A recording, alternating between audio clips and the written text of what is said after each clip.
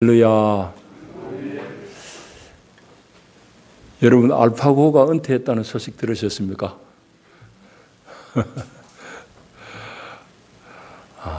알파고가 뭔지 누군지 아세요? 예. 이세돌 구단한테 4대1로 이긴 바둑의 신이라고 하는 알파고가 세계 1등 하는 바둑 선수 커제를 이제 세 판 내리 다 이겼습니다. 이기고 이제는 세상에 상대할 사람이 없다 싶은지 바둑계에서 은퇴했다고 합니다. 세상은 이렇게 빨리 변합니다.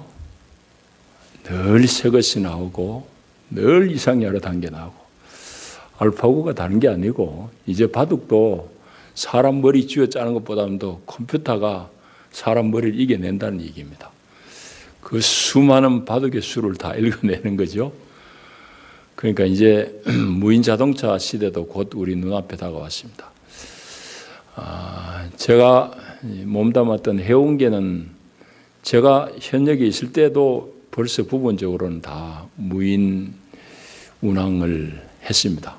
그 당시에 최신의 선박들은 기관실이라든지 심지어는 항해조차도 아주 복잡한 수로 외에는 자동 항법 장치로 다 항해하도록 그렇게 실험을 했거든요. 이제 앞으로는 자동차뿐만 아니고 이제 많은 분야에 있어서 인공지능이 이제 다 대체할 시대가 옵니다. 문제는 뭔가 하면은 사람들 밥 벌어먹을 일자리가 자꾸 끊어진다는 데 있습니다. 그게 문제예요. 여러분들 사고를 새롭게 해야 됩니다. 일자리는 자꾸 줄어들고 대신 생산되는 재화는 많아지고, 그러니까 이제 앞으로는 잘 놀고 잘 먹고 잘 쓰는 이런 것들을 연구해야 될 시대가 되었습니다. 옛날에는 부지런히 열심히 땀 흘려야 됐지만 이제는 땀 덜 흘려도 잘 먹고 사는데 이 시대가 바뀌어서 이제 분배가 중요한화되어 오른 그런 시대가 됐습니다. 하여튼 우리가 최근에 한 20, 30년 동안 엄청나게 많은 변화를 그런 경험합니다. 앞으로 또 어떤 변화가 올지 모릅니다. 이렇게 빨리 변하는 세상 가운데 하나님의 말씀은 영원토록 있도다 하시는 말씀 참입니다. 하나님 말씀은 시대가 바뀌어도 늘 진리의 말씀이에요. 오늘 말씀 가운데도 변하지 않는 하나님 말씀, 시대를 관통해서 언제나 통하는 하나님 말씀 같이 좀 나눠보기를 원합니다. 우리 인생은 마치 땅 위의 길이 오르막이 있으면 내리막이 있고 내리막이 있으면 오르막이 있는 것과 같이 우리 인생 살이에도 늘 좀 평탄할 때가 있으면은 또 고난이 닥치고, 언제 이 고난을 헤쳐나왔나 싶으면은 또 평탄한 때가 있고, 이렇게 내리막과 오르막이 이제 반복되는 것이 우리 인생입니다. 그게 우리 인생인데 중요한 것은 무엇인가 하면은 어려운 일을 만날 때, 고난의 때를 만날 때에 우리 성도의 관점에서 보면은 그게 우연이 아니거든요. 절대적으로 하나님께서 그 가운데서 우리를 만지시려고 하고 우리에게 주시고자 하는 메시지가 있고 하나님의 의미가 있는데, 문제는 그 고난이란 것이 의미를 찾고자 하는 사람에게는 그 고난이 의미 있게 다가오지만은 그는 아이고 힘들다. 도대체 내가 왜 이렇게 재수가 없어가지고 이런 꼴을 당하노 하고 그렇게 단지 불평만 하게 되면은 고난을 통해서 주신 하나님 말씀을 우리가 다 놓치게 됩니다. 그리고 그 고난의 의미도 우리가 파악할 수가 없게 되는 것이죠. 여러분, 프랑스의 대문호 빅토르 위고를 여러분 다 아실 것입니다. 그의 대표작은 레미제라블이잖아요. 근데 사실은 그가 레미제라블을 쓰기 전에 이미 20대 나이에 이미 프랑스에서는 유명한 작가가 되었습니다. 말하자면 그의 작품이 다 인기를 얻어서 돈을 많이 번 사람, 명성을 얻은 사람입니다. 20대에 이미 유명한 작가가 되었는데 그의 명성과는 맞지 않게 사실은 그는 대단히 좀 뭐라 할까요? 대단히 인격적으로 좀 흠이 많은 그런 사람이었다고 말할 수 있습니다. 작가로서 명성은 날렸지만 사실은 사생활은 대단히 그 명성에 어울리지 않게 아주 좀 어려운 그런 사람이었습니다. 어렵다기보다는 그 자신이 좀 부족했죠. 대단히 타락한 생활을 했고 또 허탄한 세월을 많이 보냈고 그뿐만 아니라 가정을 이루었음에도 불구하고 가족을 중요하게 여기지 못했습니다. 그래서 가족들을 괴롭힌 일들도 많았습니다. 그런 일이 이제 반복되다 보니까 1871년 여름 어느 날 사랑하는 딸이 그만 세네 강에 빠져 죽어버렸습니다. 자살인 거죠. 그래 죽어버렸는데 그 딸의 죽음을 겪고는 이제 빅토르 위고가 크게 방향을 틉니다. 그게 뭐 자기가 이제 나중에 그걸 밝혔습니다. 유고에 이제 드러났습니다만은 빅토르 위고가 쓰기를 그 사랑하는 딸의 죽음은 사실은 하나님께서 방탕한 자신을 심판한 하나님의 심판의 채찍이었다. 그래서 딸의 죽음을 통해서 딸이 죽은 게 아니라 방탕한 내 자신이 죽었다라고 그렇게 이제 쓴 유고가 나중에 발견이 되었습니다. 그러니까 빅토르 위고에 있어서는 이른 나이에 유명세를 타고 명성을 얻었지만 그의 속의 내면의 인격은 다 망가졌는데 딸의 죽음을 통해서 새롭게 된 거지. 다시 소생하게 되는 그런 은혜를 입었단 말이죠. 딸의 죽음을 통해서 그는 경건한 사람으로 다시금 이제 되살게 되고 그 이후에 쓴 작품이 그의 대표작인 레미제라블입니다. 레미제라블의 주인공은 여러분 아시는 장발장이잖아요. 이 장발장은 그냥 아주 억울한 그 작은 죄 때문에 오랫동안 수용 생활하고 감옥에서 인생이 다 망가졌는데 그 사람이 어렵게 새롭게 새 사람이 되어가는 과정을 쓴 게 이제 레미제라블이잖아요. 그러니까 거기 나오는 주인공 장발장은 바로 빅토르 위고 자신의 자화상이라고도 할 수 있습니다. 그러니까 빅토르 위고 같은 사람에게 하나님은 그 딸의 죽음을 통해서 그의 인격을 되돌이키는 소생케 하는 그런 의미를 부여해 줬죠. 여러분 뭐 그 사람뿐만 아니고 이 땅을 살아가는 대부분의 사람들은 다 살면서 이 모양 저 모양으로 어려움을 겪습니다. 고난을 겪습니다. 근데 고난이란 것은 하나님의 축복의 손길이거든요. 근데 우리 성도들이 그 고난을 잘 이해하지 못하는 경우가 있어요. 고난을 잘 못 이해하게 되면은 고난을 당할 때에 오늘 여기 본문의 말씀대로 하면은 이상하게 생각하는 거예요. 여러분 12절 말씀 한번 보십시오. 사랑하는 자들아 너희를 연단하려고 오는 불시험을 이상한 일 당하는 것 같이 이상히 여기지 말고 했습니다. 우리를 연단하는 불시험을 이상하게 생각하지 마라 이 말이죠. 이상하게 생각한다는 것은 그럼 뭐겠습니까? 이상하게 생각한다는 것은 고난이 닥칠 때에 하나님이 계시긴 계시는가?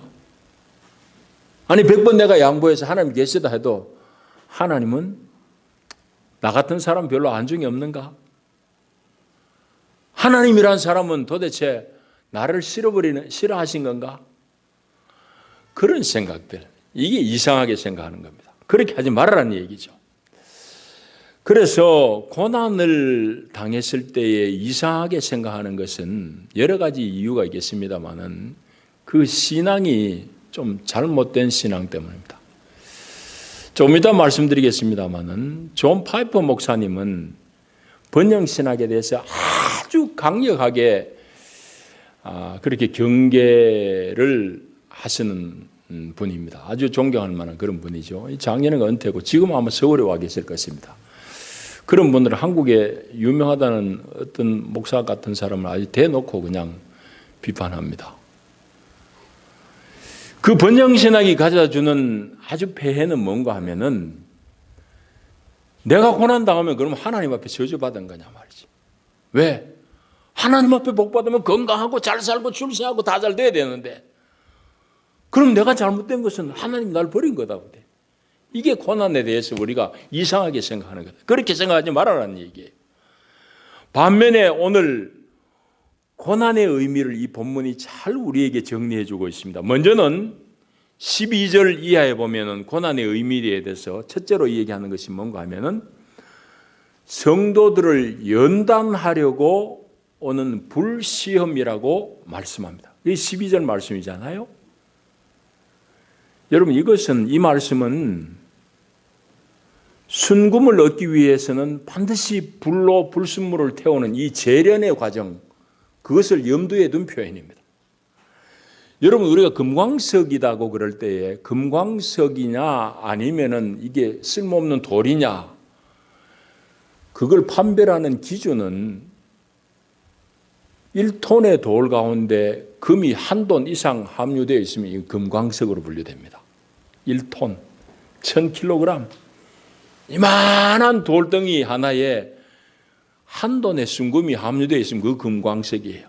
그 얘기는 3.75g 1돈의 금을 얻기 위해서 나머지 999kg 넘어되는 불순물을 다 제거하고 태워야 된다는 얘기잖아요.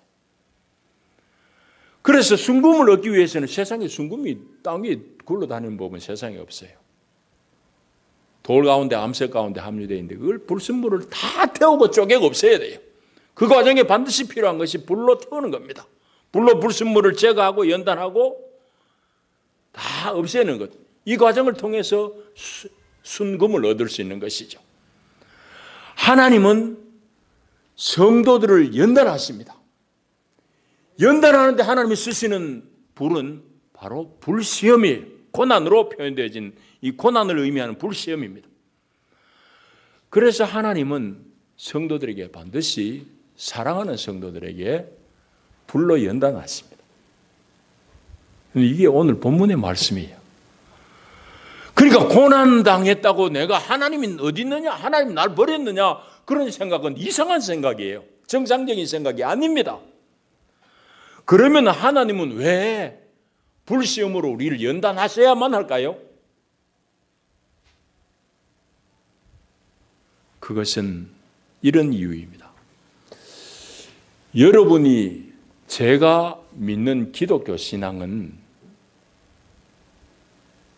핵심이 본질이 뭔가 하면은 세상적인 것을 추구하는 것을 멈추는 것입니다. 세상적이라고 그럴 때 이거 꼭 나쁜 것으로만 생각하지만 아니에요. 세상적인 것, 물질도 거기 포함이 될 수 있고 건강도 포함이 될 수 있고 내가 명예를 얻는 것도 포함이 될 수 있고 이런 세속적인 것을 추구하는 데서 떠나서 전혀 새로운 목표, 새로운 방향을 잡고 그것을 최고의 지고한 가치로 내가 삼고 그것을 추구하는 것이 기독교 신앙입니다. 그게 복음의 본질입니다.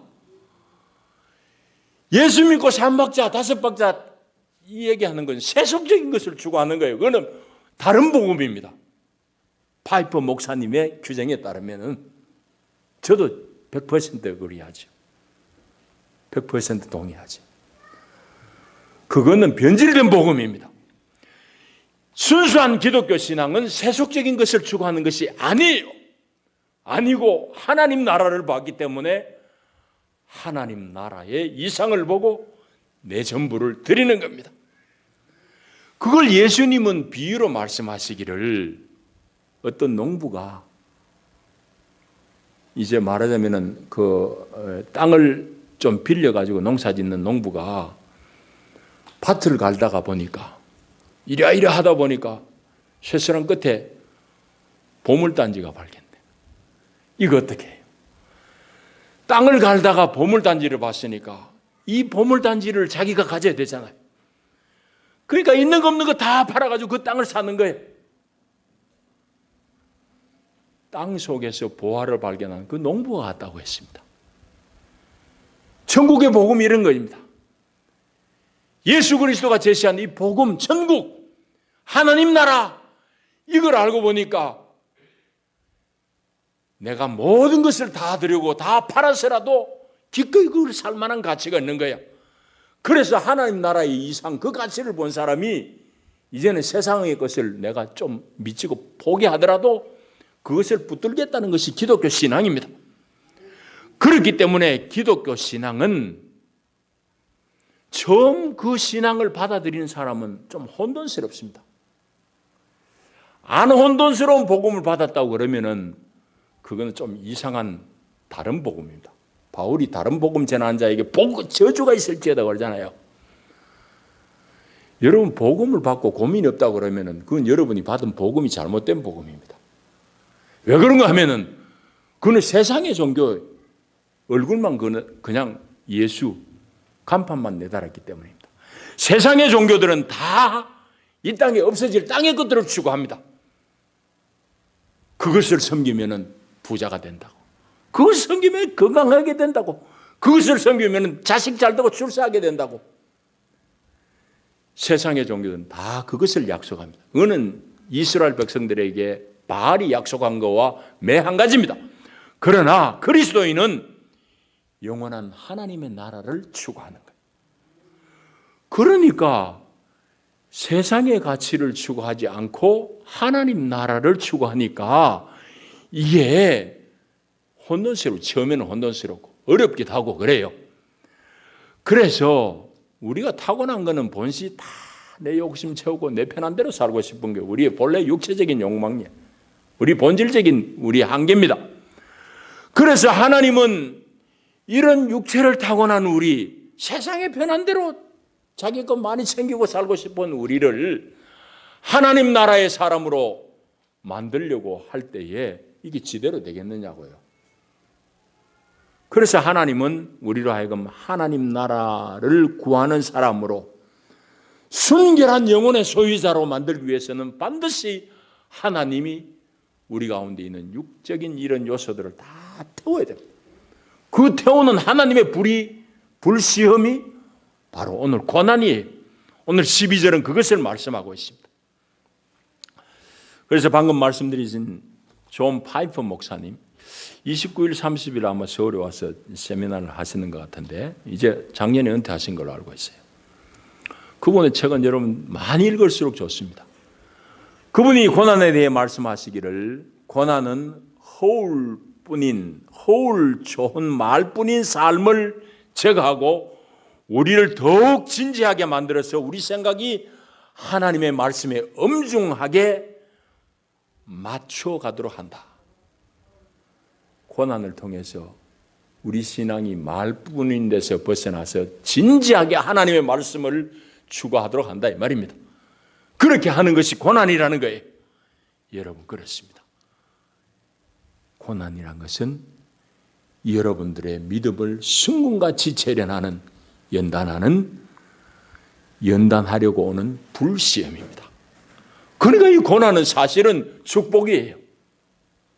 얼마나 귀한 축복인지 모릅니다. 자, 두 번째로 오늘 고난을 당한 사람들에게 뭐라고 고난의 의미를 주는가 하면은 13절입니다. 보십시오. 그래서 이상하게 여기지 말고 오히려 너희가 그리스도의 고난에 참여하는 것으로 즐거워해라. 그렇게 말합니다. 내가 고난당하는 것은 그리스도의 고난에 참여하는 이 되는 겁니다. 이 말은 여러 가지 의미가 있습니다. 그 얘기는 내가 고난당함으로 인해서 그리스도를 깊이 경험할 수 있다는 말이 되기도 하고 또 다르게 생각하면 내가 정말 고난당하는 중에 그리스도를 묵상함으로 말미암아서 그리스도가 내 삶 가운데 내 인격 가운데 바로 직격에 들어올 수 있는 통로가 된다는 말씀이기도 합니다. 이게 바로 그리스도의 고난에 참여하는 축복입니다. 다시 한번 파이퍼 목사님의 글을 인용하겠습니다. 고난은 그리스도의 고난에 동참하게 해서 우리가 주님과 더 친밀하게 교제하게 하는 또 그의 눈으로 세상을 바라보게 하는 안목을 열어주는 것이다. 그렇게 쓰고 있습니다. 참입니다. 여러분, 우리가 고난을 통해서 그리스도의 고난에 참여함을 알게 되면 그리스도와의 연대, 친밀함이 분명해집니다. 자, 이건 무슨 말인가 하면은 다 앞을 보십시오. 우리 주변에 흔히 볼 수 있는 일입니다. 여러분 어떤 집에 형제들이 다섯 형제가 있다 쳐요. 아버지가 되게 유산을 많이 남겼어요. 부잣집이야. 다섯 형제들에게 다 돈을 한 뭉텅이씩 툭툭 떼줬어요. 자, 그런 형제가 있다 쳐요. 또 그 이웃집에 한 가정은 또 역시 5형제야. 근데 이 집은 아버지가 좀 능력이 없어. 자식들을 사랑하는 마음은 갸륵한데 자식들을 넉넉하게 키우지를 못했어요. 풍요라는 것은 그 집하고는 관계없어요. 찢어지게 가난해서 형제들이 아버지에게 받은 것 없으니까 험한 세상 가운데 자기들끼리 돕고 어떻게 해서든지 형제들을 서로 세워주려고, 세상에서 뭔가 벌어먹을 수 있도록 해주려고 형제들끼리 서로 도우면서 5형제가 살고 있어요. 한 덩어리씩 뚝 받은 이 다섯 형제, 그냥 받은 건 없지만은 자기들끼리 살아야 되니까 도와가면서 사는 이 다섯 형제, 누구가 의가 좋겠습니까? 여러분 어느 집 아이들이 형제들 의가 좋을 것 같아요? 뒤에 얘기한 사람이죠. 100%라고는 얘기할 수 없지만 여기도 물론 좋을 수는 있어요. 그러나 일반적으로 대부분의 경우에 있어서 부모로부터 받은 건 없지만은 함께 고난에 참여하며 서로 지지하고 격려하면서 살아온 이 형제들이 의가 좋다고. 왜? 힘든 세월 같이 보내봤으니까 연대의식이 있는 거예요. 하나가 될 기회가 있는 거예요. 예수가 우리에게 주신 은혜, 고난을 통해서 주신 은혜는 그 고난을 통해서 예수 그리스도의 고난에 우리로 하여금 참여하게 하는 은혜를 주십니다. 주님과 하나 되게 하는 은총을 주신다는 말씀입니다. 할렐루야. 그러니까 고난은 이거 신비한 거예요. 너무너무 귀한 거예요. 여러분, 그래서 우리가 고난 중에 더욱더 주님을 깊이 친밀하게 경험할 수 있어요. 이게 오늘 13절의 말씀입니다. 자, 그 다음에 또 한 가지 고난에 대해서 주시는 의미가 있습니다. 그건 바로 14절입니다. 보십시오. 너희가 그리스도의 이름으로 치욕을 당하면 복 있는 자로다. 영광의 영 곧 하나님의 영이 너희 위에 계심이라. 그래 말씀합니다. 여러분 이 말씀은 무슨 말씀인가 하면은 특별히 고난을 당하는 중에 그리스도의 이름 때문에 당하는 어려움, 그것 자체가 복이다 이 말이죠. 왜? 그리스도의 이름 때문에 고난을 당한다는 것은 내 안에 영광의 영, 그리스도의 영, 그 영이 분명하기 때문에 사람들 눈에 띄는 거예요. 그러니까 사람들이 나를 질시해. 또 더 심하게는 박해를 해. 이거는 교회 안에 있을 수 있는 현상입니다. 교회 안에 있을 수 있는 현상이에요. 10년, 20년 예수 믿었어. 내 직분이 이만큼 됐어. 근데 나는 그냥 이래 믿고 싶은데, 아니 저 친구는 아주 하나님의 사람이야. 성령의 사람이야. 충만한 사람이야. 괜히 오래 믿은 내가 그를 질투합니다. 때로는 기회 있으면 그를 지어받고 싶습니다. 박해를 합니다. 그런 것도 14절이 다 내포하고 있는 말씀입니다. 너희가 그리스도의 이름으로 치욕을 당하면 복 있는 자로다. 왜? 영광의 영 곧 하나님의 영이 너 위에 계시기 때문이다. 하나님의 영이 분명하게 작동하면은 그렇지 못한 사람한테 질투받는, 박해받는 거예요. 오히려 치욕을 당할 수도 있단 말이죠. 여러분, 오늘 그것을 얘기하고 있습니다. 여러분, 요한복음 15장에 예수님이 하신 말씀이 있습니다. 우리가 예수 믿는데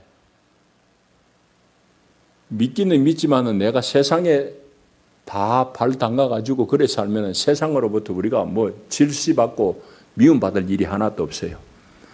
근데 참 그리스도의 사람은 예수 그리스도가 그 당시에 기득권층으로부터 배척을 당하고 십자가의 사형 언도를 받았음 같이 세상에 속하지 않고 그리스도에게 속한 사람은 세상으로부터 배척을 당해요. 그건 참된 이치죠. 예수님이 그래서 요한복음 15장에 이런 말씀하셨습니다. 너희가 세상에 속하였으면 세상이 자기의 것을 사랑할 터이지만은 너희는 세상에 속한 자가 아니요 도리어 세상에서 나의 택함을 입은 자인 고로 세상이 너희를 미워하느니라. 여러분, 우리가 세상의 가치를 거부하는 사람이에요. 하나님 나라의 가치, 하나님 나라의 이상은 세상의 가치하고는 다릅니다. 궁극에 가서는 그건 반드시 대치되게 돼 있어요. 그러니까 하나님 나라의 가치를 쫓는 사람은 세상이 미워하게 돼 있다고. 여러분, 그러니까 그리스도의 이름으로 치욕을 당하게 돼 있어요. 그러면은 그 사람은 복이다 라고 말씀합니다. 자, 이렇게 고난에 대해서 오늘 성경 본문, 짧은 본문이지만 우리에게 세 가지 의미를 줍니다. 먼저는 그 고난이란 것이 우리를 연단하기 위한 순금으로 재련하는 불시험, 또 하나는 그 고난은 우리로 하여금 그리스도에게 참여하게 함, 또 한 가지는 그리스도의, 그 중에서 그리스도의 이름으로 당하는 고난의 복됨에 대해서 말씀하고 있습니다. 자, 이것을 우리가 잘 충분히 알고 그 고난을 기쁘게 감사함으로 받는 자에게 주실 하나님의 보상이 있습니다. 그게 13절의 말씀입니다. 그래서 오히려 너희가 그리스도의 고난에 참여하는 것으로 즐거워해라. 왜? 이는 그의 영광을 나타내실 때에 너희로 즐거워하고 기뻐하게 하려 함이라. 그리스도의 영광을 나타내실 때가 언제입니까? 그때는 주님 다시 오셔서 세상을 심판하실 때입니다. 그 최종의 심판 때에 주님께서 당신의 기쁨에, 당신의 영광에 그 고난을 감내한 사람들을 참여시킨다 이 말이에요. 그래서 그리스도의 고난에 참여하는 것으로 오히려 즐거워해라 이 말입니다.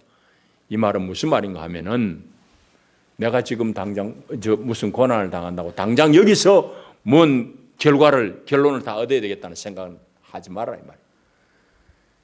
여기서 주시면 주시는 대로 못 받을지라도 주님이 오시는 그날 반드시 내 그 인내의 열매를 주실 것이라는 약속이기 때문입니다. 여러분, 세상의 종교는 조금 전에 얘기했듯이 다 세상적인 것에 대한 약속입니다. 이스라엘이 처음부터 가나안에 들어갈 때 하나님은 주의를 주기를 바알을 절대 섬기지 말아라. 바알 배격해라. 그렇게 얘기했는데 이스라엘이 결국 바알 때문에 망했습니다. 여러분, 바알 때문에 망했지만 이스라엘 백성들이 이스라엘 역사 동안에 하나님 안 섬긴 적은 없습니다. 나라 망할 때까지도 하나님 섬기고 성전은 다 있었어요. 근데 문제는 뭐냐? 그들의 신앙이 양다리 신앙인 거지. 하나님 섬기고 성전 안에 바알 신상 막 세우고 마음은 다 바알에게, 아세라에게 끌려가고 하나님은 섬긴다는 형식만 있는 것이고 11조 나한테 필요 없는 것, 돈 안 되는 것, 흠 있는 양들 이런 거 줘드리고 하긴 해야 되니까 그게 하나님 앞에 역겨움이 되는 거예요. 하나님 다 토해내는 겁니다. 바알을 하나님이 왜 처음부터 끝까지 경계하라고 그랬느냐? 사람의 한계가 바로 그 지점이기 때문입니다. 바알의 교회는 핵심이 뭔지 아세요? 나 바알을 섬기면 너희들 산업이 잘 된다.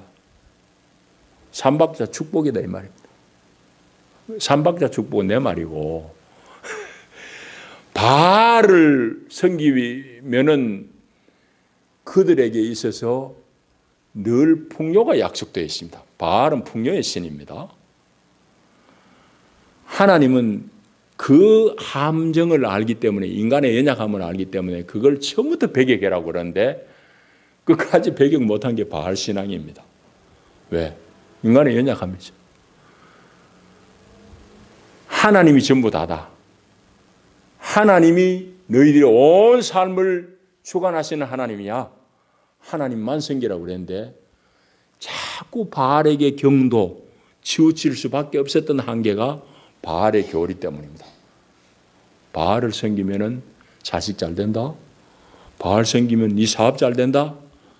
그러니까 거기 넘어가. 여러분, 예수 신앙은 뭐지요?